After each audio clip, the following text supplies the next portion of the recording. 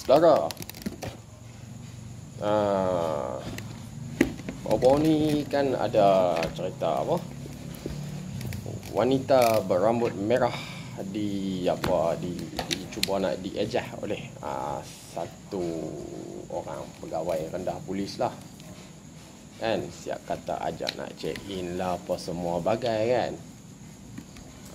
Lepas tu macam-macam lah sudut duk komen. Ada yang menyalahkan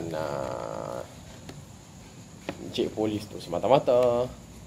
Ada juga yang menyalahkan wanita berambut merah ni pun semata-mata. Dan pelbagai kecaman lah, baik kepada encik polis tu ataupun wanita berambut merah tersebut. Tapi bagi saya, orang kata mana? Dua-dua pun ada salah. Sebabnya wanita berambut merah tu dia apa ni?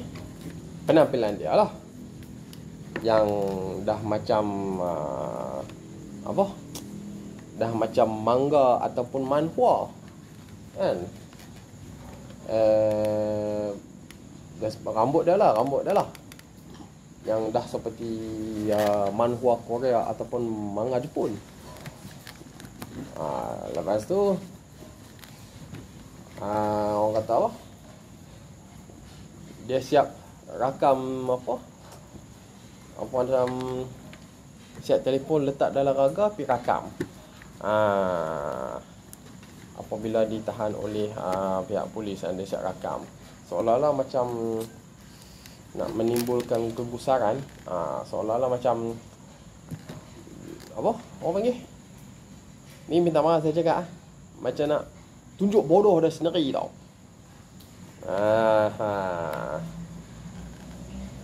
Lepas tu pula yang encik polis tu sendiri, orang utara cakap jenis orang kata serbu tak pakai helmet. Terus orang kata macam peluru berpandu kaitan tau. Boleh rujuk sejarah negara Jepun lah. Peluru berpandu kaitan macam tu lah. Bila dua-dua ni bertemu, Allah Ta'ala hantar teguran lah. Bukan hantar teguran, Allah Ta'ala menegur lah mereka dua ni melalui peristiwa ni lah.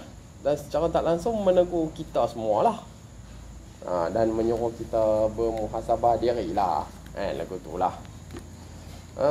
Sekarang ni dengar kata yang encik polis tu pun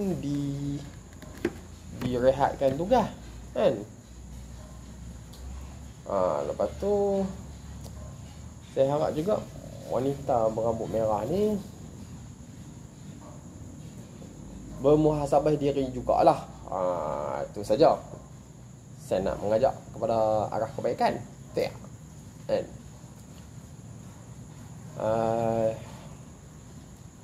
Itulah, sekian saja kot saya punya merepek tengah-tengah malam ni. Assalamualaikum, jumpa lagi.